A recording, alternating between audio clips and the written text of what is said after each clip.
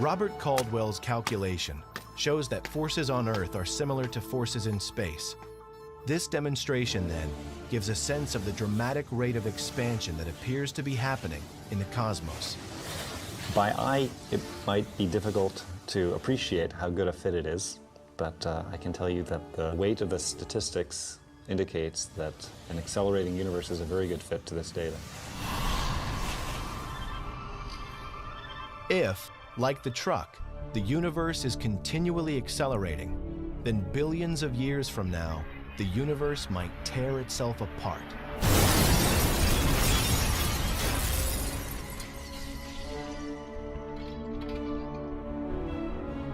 All the distant stars and galaxies will be pulled away from each other. They'll be pulled away from us.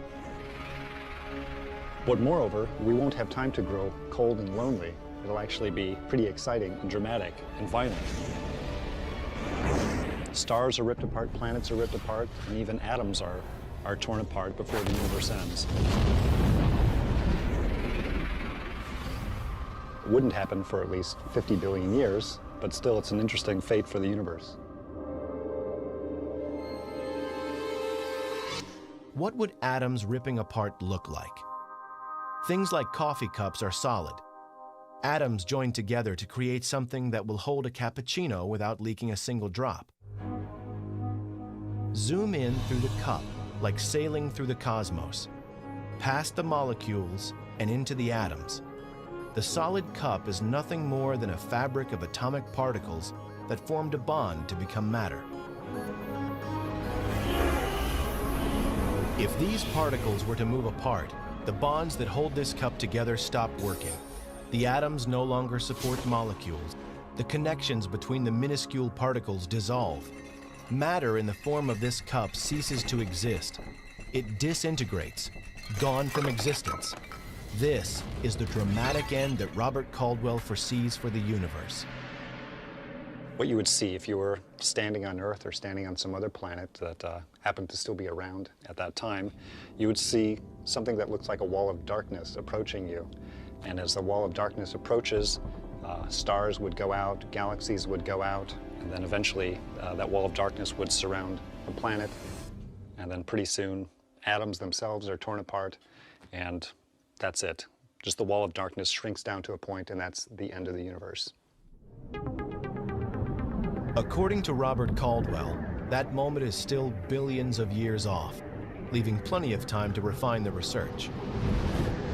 In a way, this is like a detective story. We're trying to figure out what is the culprit, or who is the culprit responsible for the cosmic acceleration. We think we know its name. We call it dark energy, but we don't know the modus operandi. We don't know exactly how it works. And what's needed is more information about the physics behind the dark energy. We want to know exactly what it does and exactly what it's made out of. And in answering those questions, we'll be able to figure out exactly what is the fate of the universe. The Big Rip is one theory.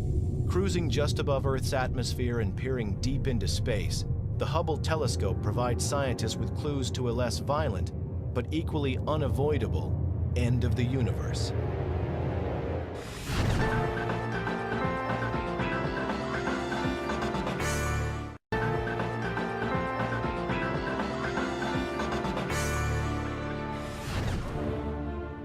Scientists now say the universe is expanding, and that depending on how fast it is accelerating, it might end in a big rip where everything tears apart.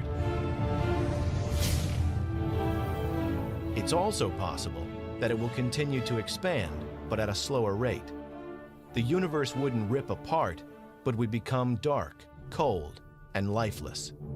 If dark energy turns out to be constant, a constant property of space, and continues at the same rate that it is now, the universe will keep expanding forever, and it will be a very sad state. I think in the end, it just chills out. Everything cools down. Evidence for the Big Chill and all of the theories for the end of the universe, in part, come from the Hubble Space Telescope. It has been orbiting Earth since 1990 and has an unobstructed view of the cosmos.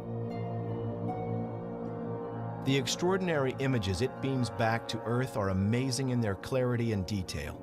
And because of Hubble, scientists can make better predictions about how the universe will end. So here is an example of a very